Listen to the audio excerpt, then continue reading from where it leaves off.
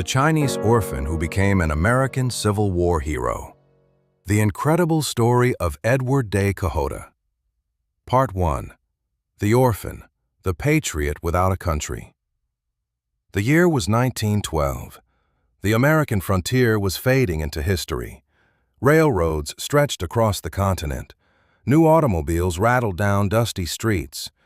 A new century had begun, and the United States stood on the threshold of becoming a global power. Inside a modest federal land office in Valentine, Nebraska, an elderly man removed his hat and carefully placed a worn bundle of papers on the clerk's desk. His hands were weathered. His back no longer stood as straight as it once had, but his bearing still revealed the unmistakable discipline of a soldier. The papers told a remarkable story. A veteran of the American Civil War, nearly 30 years of service in the United States Army, an honorable discharge, a respected businessman, a father, a grandfather. He had come to claim a homestead under the laws of the nation he had served almost his entire life. The clerk quietly examined the documents. Then he looked up. "I'm sorry, Mr. Cohota. You are not eligible." The old veteran frowned. There must be some mistake. The clerk hesitated before answering. There is no mistake. You cannot receive this land because you are not a citizen of the United States. How could that be? How could a man who had fought to preserve the Union, who had spent 30 years wearing the uniform of the United States Army, still be considered an outsider? To answer that question, we must sail back across the Pacific Ocean nearly 70 years earlier to a frightened little boy whose real name has been lost forever. Chapter 1. A Child Without a Name. History does not preserve every life equally. Some people leave behind libraries of letters and journals. Others leave only fragments. Edward de Cohota belongs to the second group. Even today, historians cannot say with certainty where he was born. Most evidence points toward the Shanghai region during the mid-1840s, but no birth certificate survives. No family Bible records his arrival into the world. No photograph captures his childhood. Even the names of his parents have disappeared into history. What little we know comes from scattered newspaper interviews and military records compiled decades later. Behind those fragments lies the story of countless children whose lives were swept away by poverty and upheaval in 19th century China. For Edward, those early years remain largely hidden. Yet one fact emerges clearly. He was not alone. He had an older brother. The two boys depended upon one another in a world that offered little mercy. What happened to their parents, whether illness, famine, or some other tragedy separated the family, will probably never be known. History sometimes leaves us unanswered questions. It also leaves us extraordinary survivors. The Voyage of the Cohota.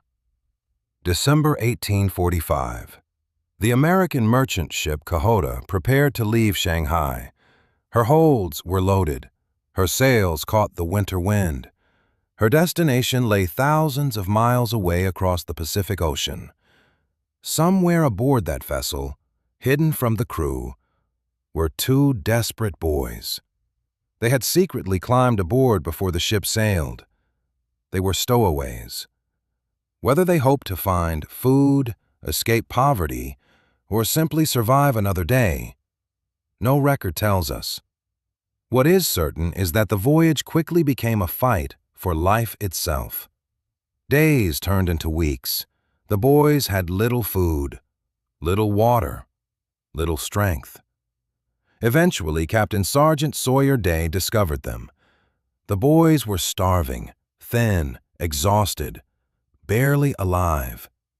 Many captains of the era would have put stowaways ashore at the first opportunity or treated them as criminals. Captain Day chose compassion instead. He ordered that the boys be cared for. But one rescue came too late. During the long voyage across the Pacific, Edward's older brother died. His body disappeared into the vastness of the ocean. No grave, no marker, only the endless sea. The younger boy survived. He had lost his brother. He had lost his family. He had lost his homeland. Yet without realizing it, he was sailing toward a new life that would change American history in a small but unforgettable way. Chapter 3. Captain Day's Decision. When the Cohota reached Massachusetts, Captain Day faced a choice. The easiest course would have been to send the orphan to an institution or leave him in the care of local authorities. Instead, he took the boy into his own household. There was no formal adoption, no legal ceremony, no official proclamation. But there was something just as meaningful: a home. The captain gave the child a new identity: Edward Day. And finally, Cohota. The ship that had carried him to safety would forever be remembered in his name: Edward Day Cohota. It was a name that joined three worlds together: a child born in China, a father figure from America, a ship that crossed the Pacific. The frightened orphan now had a family. Chapter 4. Becoming American. Gloucester, Massachusetts was unlike anything Edward had ever known. The salty air carried the scent of the Atlantic. Fishing boats crowded the harbor. Church bells echoed across narrow streets lined with wooden homes. Here, Edward learned English. He attended school alongside American children. He worked, he studied, he laughed. He grew. The boy who had once hidden below the deck of a merchant ship gradually became part of the community around him. His appearance drew attention. In a town where almost everyone traced their roots to Europe, Edward's Chinese heritage made him stand out. Yet those who knew him remembered something more important: his work ethic, his honesty, his willingness to help others. Captain Day had not merely saved a child's life. He had given that child the opportunity to become part of another nation. Edward embraced that opportunity with gratitude. As the years passed, Massachusetts became home. Its language became his language.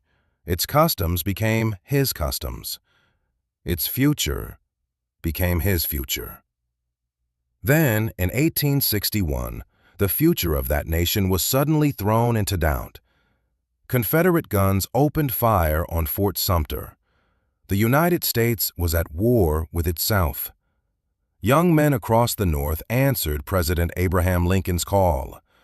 Edward watched neighbors leave for the front. Some returned.